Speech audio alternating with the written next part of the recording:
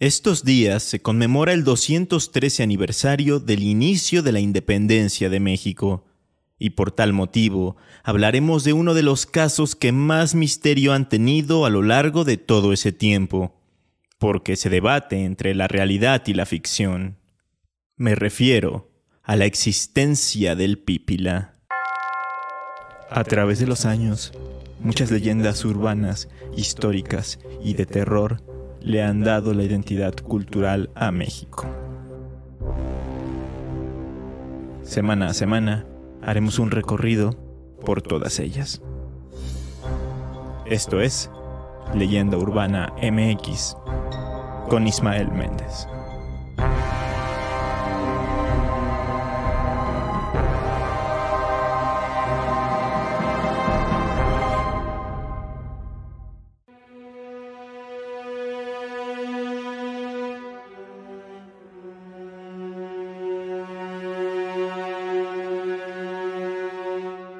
Recuerdo que en los libros de texto de la primaria había una historia en la que un hombre heroico, durante la Guerra de Independencia, realizaba un impresionante acto que permitió a los insurgentes ganar una de las primeras batallas importantes de aquel movimiento. Ese hombre era el Pípila, uno de los personajes más reconocidos y recordados de la independencia mexicana. Sin embargo, a lo largo de los siglos se ha debatido su existencia, pues hay quienes dicen que todo es un simple mito histórico y otros están convencidos de que existió y de que su hazaña fue completamente real y, sobre todo, crucial. El Pípila, cuyo nombre verdadero supuestamente era Juan José de los Reyes Martínez, habría nacido en San Miguel de Allende, Guanajuato, el 3 de enero de 1782. Desde joven tuvo que entrar a trabajar en las minas de la localidad, primero siendo barretero y más tarde desempeñándose como jefe de otros barreteros. Su apodo, se cree, se lo pusieron sus compañeros de la mina. Pípila es el nombre que se le daba a los guajolotes o pavos en la región del Bajío mexicano, y le decían de esa forma a Juan José porque su risa asemejaba al sonido que hacen esos animales. Aunque también hay una versión en la cual se asegura que era porque tenía muchas pecas y éstas asemejaban al plumaje de dichas aves. Y ya que estamos hablando de su aspecto físico, el Pípila era descrito como un hombre fuerte, de tipo mestizo, de piel clara, pelo lacio, ojos rasgados y complexión musculosa. En 1810, cuando tenía 28 años de edad, se unió a la revuelta insurgente y pasó de ser un minero anónimo a un héroe de la independencia. Y es que el 28 de septiembre de aquel año, el ejército insurgente comandado por Miguel Hidalgo y Costilla entró a la capital de Guanajuato para intentar tomarla.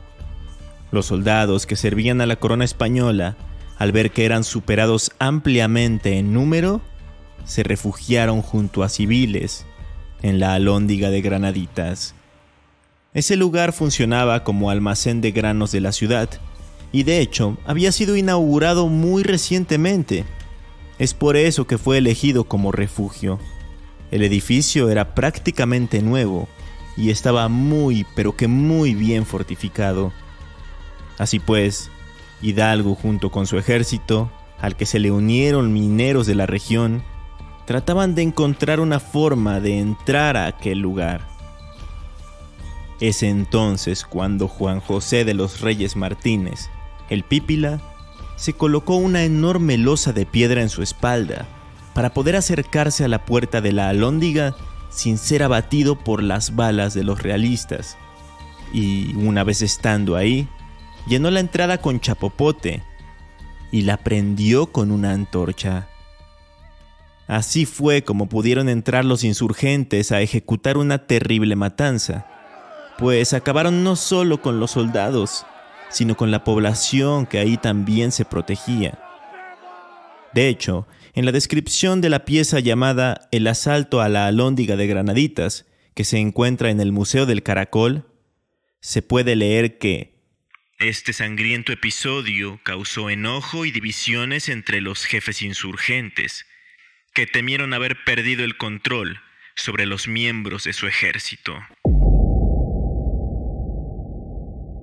El caso es que tras esta batalla, los insurgentes consiguieron su primera gran victoria en la gesta independentista, y el Pípila pasó a la historia como un personaje legendario, heroico y valeroso.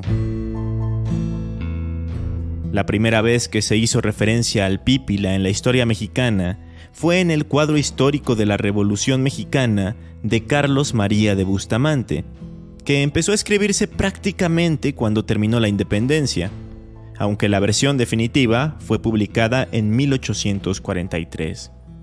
Ahí, en el primer tomo de la obra, hay una sección en la que el autor relata lo que sucedió aquel 28 de septiembre de 1810. En teoría, el propio cura Hidalgo le pidió personalmente al Pípila que quemara la puerta. Pípila, la patria necesita de tu valor. ¿Te atreves a prender fuego a la puerta de la Alhóndiga? Juan José accedió a la petición del líder y astutamente ideó el famoso plan que todos conocemos para acercarse. Tomó al intento una losa ancha de cuarterón de las muchas que hay en Guanajuato. Púsola sobre su cabeza, afianzándola con su mano izquierda para que le cubriese el cuerpo.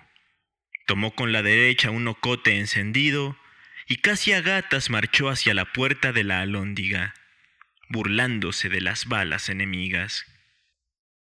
De este modo, el increíble acto del Pípila había quedado escrito y registrado en los anales de la historia.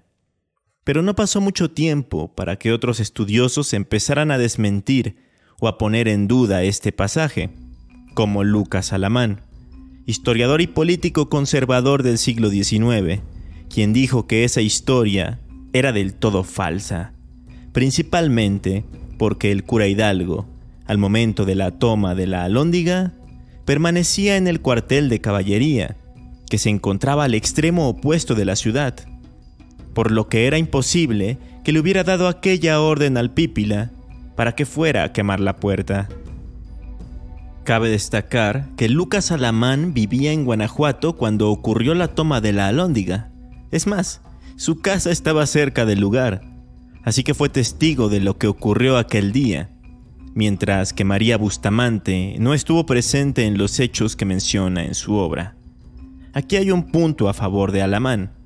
Sin embargo, él estaba muy resentido al ver lo que le hacían a su ciudad, y parte de ese sentimiento también se vio plasmado en sus comentarios.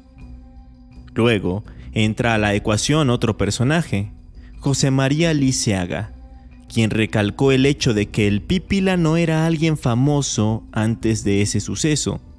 Entonces, era muy difícil que Hidalgo conociera su apodo y supiera que era alguien muy valiente, como para considerarlo a realizar tal proeza.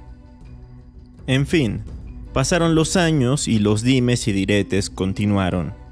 Algunos decían que se quería demeritar la hazaña del Pípila por su origen y su condición social. Y otros decían que era necesario ensalzar su figura por ese mismo motivo, que era importante destacar la figura de alguien trabajador y perteneciente al pueblo, haciendo algo tan importante para un evento de tal magnitud.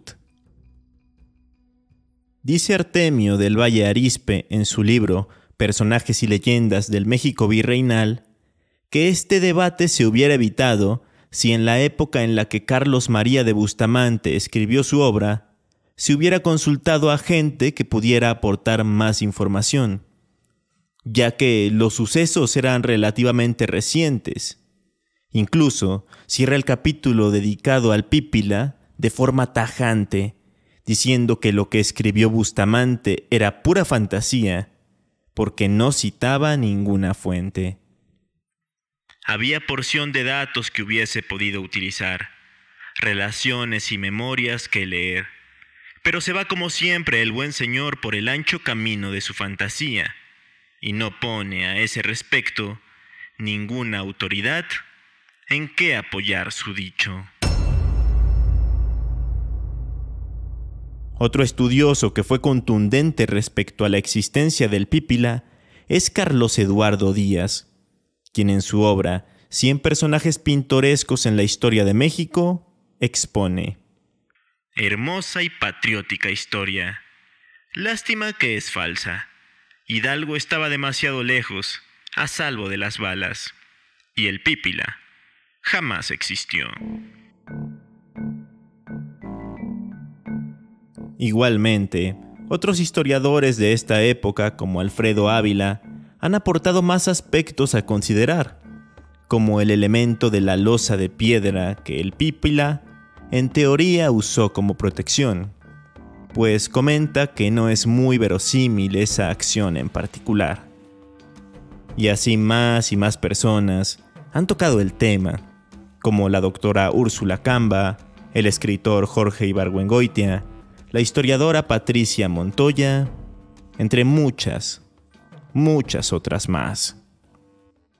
Pero entonces, entre tantas versiones y entre tantos comentarios de historiadores e investigadores, ¿se puede responder a la pregunta? ¿El Pípila existió o no? Es difícil decirlo a ciencia cierta. Lo más probable es que no. Pero también es muy probable que este relato del Pípila haya surgido como una épica que buscaba unificar a la nación en sus primeros años siendo libre. No obstante, se habla de la existencia de muchos Pípilas, es decir, de muchos mineros u otros miembros del ejército insurgente que se atrevieron a acercarse a la puerta de la Alhóndiga para quemarla o para tratar de tirarla. O sea, que la hazaña no fue obra de una única persona, sino de varias de ellas. De tal modo, muchos han llegado a la conclusión de que la figura del Pípila nació para honrar a todos los mineros de la región que se unieron a las fuerzas insurgentes en esos primeros compases de la independencia. El Pípila es una metáfora o una alegoría de aquellos hombres y mujeres anónimos que dieron su vida por la independencia y que de otra forma no serían mencionados en los libros de historia. En la actualidad, ahí en la ciudad de Guanajuato, en un punto muy turístico, se puede encontrar un monumento dedicado al Pípila, creado en 1939 por el escultor Juan Fernando Olaguibel, con cantera rosa, en el que se puede ver a un hombre recargado en una losa de piedra, con el rostro eufórico y alzando con la mano una antorcha. En la base del monumento se puede leer: a una y otras alhóndigas por incendiar.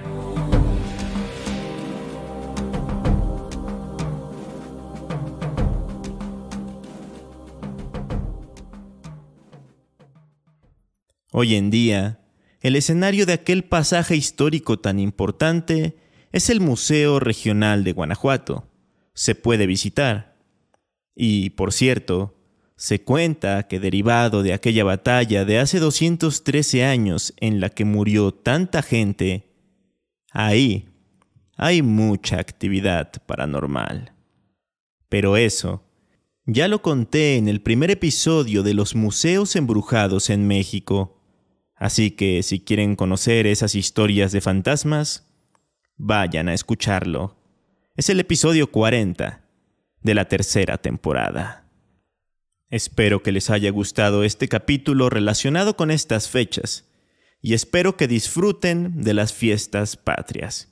Hay que aprovechar para comer pozole y más deliciosa comida mexicana. Sin prender pirotecnia, por supuesto. Recuerden que pueden seguirme en redes sociales para conocer todas las novedades del podcast.